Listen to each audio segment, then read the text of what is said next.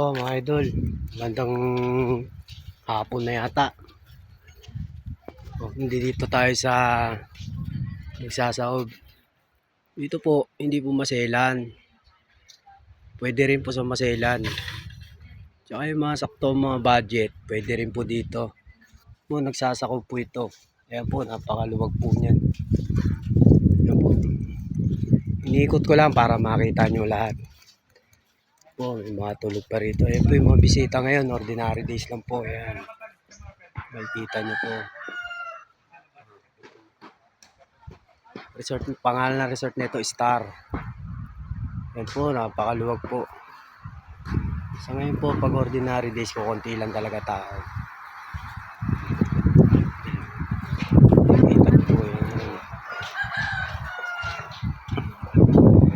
Pwede po sa maselan, pwede rin hindi sa maselan. Yan po.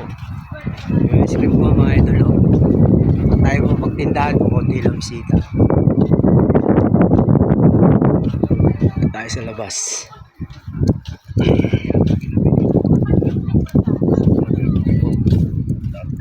Po mga idol, makikita nyo. Po, maganda po magsasako. Ayan. Napakalapad po yun. Ayan o. Napakalapad po talaga. Ito yung pangalan ng resort. Star Resort. Yun po. Sa mga nagtatanong sa akin, ito na po yung standard ng nagsasako. Yan po. Yan pong lugar ng nagsasa. Dito po, mag-i-enjoy kayo ng hindi kayo gaano gumagastos. Po ba? Subukan nyo sa Namangin, di ba? Gadalingon, bayad.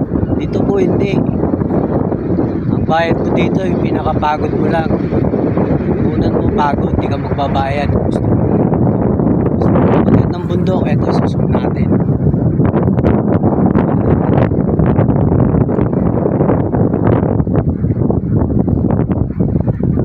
Ayan po yung kiyata, no? Ayan. Tapos hanggang doon.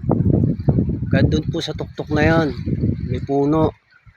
Ayan po. Ang cliff diving naman nila sa baba. Sige, pipinahan po natin. Ayan, sa likod ng malaking bato na yan, yung pinakamaliit. Sa babang baba. Andiyan po yung cliff diving. Po. Ayan. Snorkeling area. Susumpo natin uli. Ayan po, makikita ninyo yung white sand doon sa paahan ng bundok. Ayan. Po. Ang lake naman po, teka, nakaharang ng net eh. Ang lake naman po sa dulo nito, nakikita nyo po yung mga bahay na yan. Yung sa unahan lang ng bahay na yan. Nandiyan po yung lake. Pwede po kayo pumasyal dyan. Dala kayo ng alak kung gusto nyo. Yan po mga idol. Tandaan nyo po pangalan po ng resort. Star Resort.